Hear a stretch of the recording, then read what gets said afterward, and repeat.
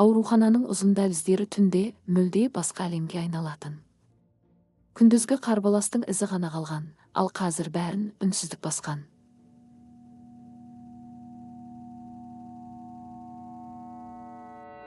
Тек сирек естілетін аппараттардың бір қалыпты дыбысымен әлсін-әлсін асығыс өткен аяқ дыбыстары ғана тіршіліктің барын сездіретін. Тимур кезекші бөлмеде жалғыз отыр еді. Қолындағы қағаздарға қарағанымен ойы мүлде басқа жақта болатын. Соңғы бірнеше ай оны іштен жеп бара жатқандай еді. Ұйқысыз түндер, тоқтаусыз жұмыс, алғыс айтпайтын тағдыр бәрі бірігіп, оның ішіндегі бір жарықты баяу сөндіріп жатқандай. Ол бір сәт көзін жұмды. Көз алдынан өткен науқастардың жүздері елестеп өтті. Кейбірі аман қалды, кейбірін құтқара алмады. Дәл сол құтқара алмағандары оның жанын көбірек ауыртатын. Әсіресе бір кішкентай баланың әлсіз жымиысы. Тимур еріксіз терең дем алып, сол естелікті ойынан қуғысы келді. Бірақ ол оңайлықпен кетпейтін. Мүмкін мен бұл жолды дұрыс таңдамадым ба? Деген ой алғаш рет емес, бірақ бүгін ерекше анық естілді. Осы сәтте есік сәл ашылып, медбике басын сұқты. Оның жүзінен де шаршау анық көрінетін.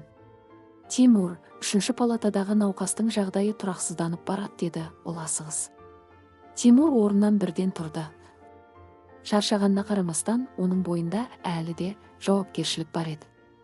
Ол палатаға кіргенде аппараттардың дыбысы жылдамдап кеткенін байқады. Науқастың дем алысы ауыр, ал көздері үрейге толы еді. Бәрі жақсы болады, деді Тимур тыныш дауыспен, бірақ өзінің ішінде бұл сөздерге сенім аз еді.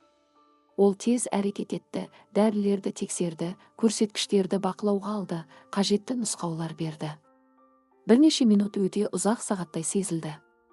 Ақыры жағдай біршама тұрақтанды. Тимур терең дем алып, артқа шегінді. Бірақ жеңілдік сезімі келген жоқ. Дәлізге шыққанда ол қабырғаға сүйеніп тұрып қалды. Қолдары сәл дірілдеді. Ол өзінің қаншалықты шаршағанын дәл осы сәтте анық сезінді. Сыртта түн қоюлана түскен. Терезеден қараса, қала шамдары алыстан әлсіз жұлдыздардай жылтырайды. Әдемі көрініс, бірақ Тимур үшін ол тек алыстағы, қол жетпейтін тыныштықтың белгісіндей еді. Ол қайтадан орындыққа отырып, басын екі қолының арасына алды. Қаншаға дейін осылай жалғаса береді? Деген сұрақ санасында қайта-қайта жаңғырып тұрды. Сол сәтте аурухананың қабылдау бөлімі жақтан аяқ астынан абыр-сабыр дыбыстар естілді. Біреу қатты дауыспен көмек сұрап жатқандай. Тимур басын көтерді. Жүрегі белгісіз бір сезіммен шым ете қалды. Ол орнынан тұрып, сол жаққа қарай жылдам жүрді. Бұл түн әлі аяқталмаған еді. Қабылдау бөліміне жақындаған сайын дауыстар анық естіле бастады.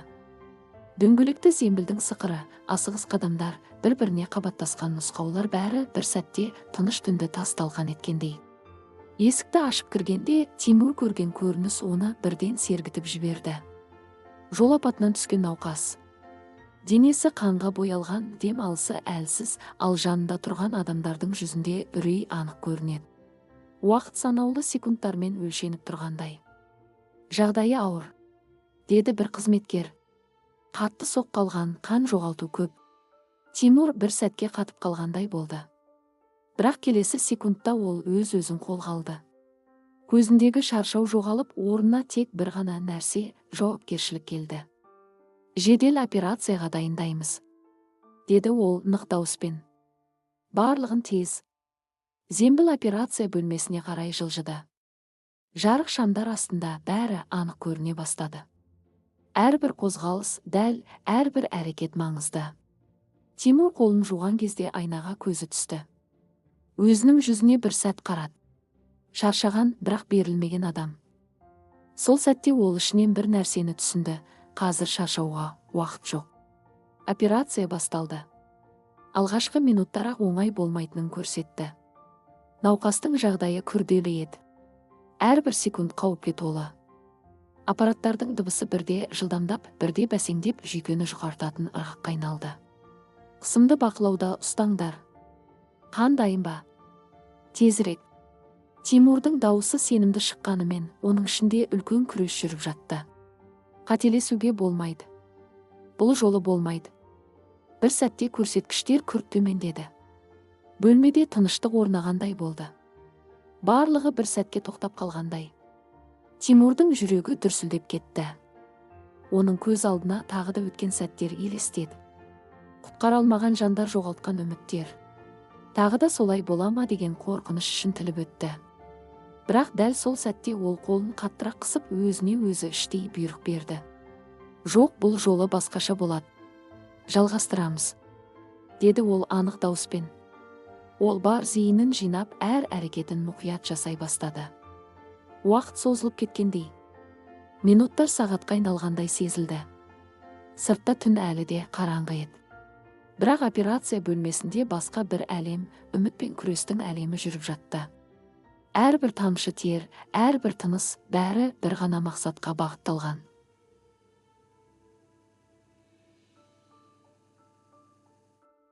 Тірі қалу. Тимур бұл күресте жалғыз емес еді, бірақ шешуші сәт оның қолында тұрғанын ол анық сезінді. Және ол бұл жолы тағдырға берілгісі келмеді. Операция жалғасып жатты. Уақыт түсінігін жоғалтқандай болды. Сағат тілі тоқтап қалғандай, тек аппараттардың дыбысы ғана тіршіліктің белгісіндей үздіксіз соғып тұр. Әр секунд шешім, әр әрекет тағдыр. Тимурдың маңдайынан аққан тер жарық шамның астында жылтырап тұрды. Қолдары шаршаған, бірақ тоқтауға болмайтынын ол жақсы білді. Ішіндегі шаршау енді ауыр салмаққа айналып, иығына басып тұрғандай. Қысым тағы да төмендеп барады, деді біреудің дауысы бәсең шығып. Бұл сөз бөлмедегі ауаны суытып жібергендей болды. Тимур экранға қарады. Көрсеткіштер біртіндеп төмен сырғып барады. Өте қауіпті шекке жақындап қалған. Жүрегі бір сәтке шымырлап кетті. Тағы да кешігіп қалам ба? Деген ой санасын тіліп өтті. Бірақ бұл ойды ол бірден тоқтатты. Қан беруді күшейтіңдер. Дайын болыңдар, деді ол даусын қатайтып. Оның көзі енді тек бір нүктеге қадалды. Басқа ештеңе маңызды емес. Тек осы сәт. Тек осы адам. Аппараттың дыбысы кенет өзгерді. Бір ұзақ, бір қалыпты сызыққа айнала бастағандай. Бөлмеде үнсіздік орнады. Сол үнсіздік ең ауыр үнсіздік еді. Бір сәтке бәрі тоқтап қалғандай болды. Тимурдың ішіндегі барлық сезімдер бір нүктеге жиналды. Қорқыныш, шаршау, өкініш бәрі араласып кетті. Көз алдына тағы да сол таныс көріністер келді. Өткендегі сәтсіздіктер, қолынан сусып кеткен өмірлер. Жетет, деді ол іштей. Бұл жолы емес. Реанимацияны бастаймыз, деді ол нық дауыспен. Қозғалыс қайта жанданды. 1, 2, 3. Оның әр санауы бөлмеде жаңғырып тұрды. Әр секунд үміт пен үмітсіздіктің арасында тұрғандай. Тағы да Тимур бар күшін салып әрекет етті. Қолдары ауырса да тоқтамады. Оның ішінде бір ғана ой қалды. Қайтару керек. Тағы да аппараттың дыбысы әлсіз дірілмен өзгерді. Бір кішкентай белгі. Бірақ бұл белгі еді. Тоқтамаңдар, деді Тимур, үміт оты қайта тұтанып. Тағы бірнеше әрекет. Тағы бірнеше секунд. Сосын экранда әлсіз болса да, тұрақсыз болса да, бірақ тіршіліктің белгісі қайта пайда болды. Бөлмеде біреу терең дем алды. Бірақ ешкім толық қуана алмады. Әлі ерте еді. Тимур қолын сәл төмен түсірді. Жүрегі қатты соғып тұр. Бұл тек бастамасы екенін ол түсінді. Алда әлі ұзақ күрес бар. Бірақ ең бастысы үміт қайта жанды. Сол сәтте ол бір нәрсені анық сезінді. Қараңғы түн қаншалықты қою болса да, жарық бәрібір қайтып келеді. Тек соңына дейін күресу керек. Операция аяқталған кезде аурухананың терезелерінен таңның алғашқы жарығы көріне бастаған еді. Түн бойы бір сәтте тоқтамаған қарбаластан кейін дәліздер баяу тыныштала бастады. Аппараттардың дыбысы енді қорқынышты емес, керісінше тіршіліктің әлсіз болса да жалғасып жатқанын білдіретіндей естілді. Тимур операция бөлмесінен баяу шықты. Оның иығы ауыр, көздері қызарып кеткен. Бір түннің ішінде бірнеше жылға қартайып кеткендей көрінді. Бірақ дәл қазір оның ішіндегі сезім мүлде басқа еді. Науқас тірі қалған.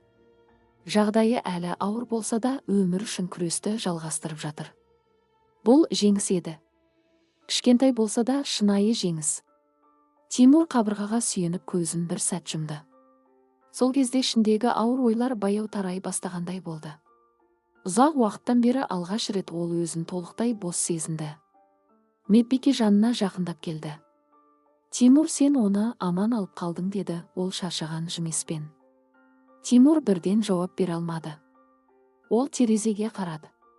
Қала үстінде таң атып келе жатты. Қараңғы түн шегініп, оның орнын жұмсақ алтын түсті жарық басып барады. Көшелер баяу оянып жатыр. Біреулер үшін бұл жай ғана жаңа күн. Ал Тимур үшін бұл түннен кейінгі қайта туған үміт сияқты еді.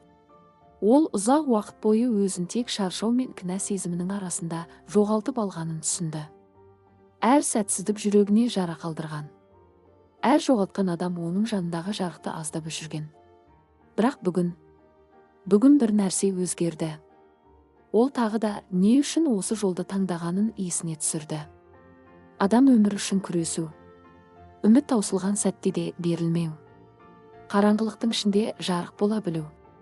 Сол кезде қабылдау бөлімінен кішкентай қыздың дауысы естілді. Анам енді жақсы болып кете ме? Тимур бұрылып қарады. Есіктің жанында шамамен 8-9 жастағы қыз тұр екен. Көздері алаңдаулы, бірақ ішінде әлсіз үміт бар. Қасында отырған қарт әйел оның иығынан құшақтап тұр. Тимур баяу жақындады. Шаршағанына қарамастан, оның жүзінде жұмсақ мейірім пайда болды. Иә, деді ол, тыныш қана. Біз қолдан келгеннің бәрін жасап жатырмыз. Қыздың көзінде кішкентай үміт оты жанғандай болды. Сол сәтте Тимурдың жүрегі жылып кетті. Кейде адамға өмірін өзгерту үшін үлкен нәрсе керек емес екен. Бір аман қалған жан. Бір қайта жанған үміт. Бір атқан таң жеткілікті. Тимур терезеге тағы бір рет қарады. Күн толық көтеріліп келе жатты.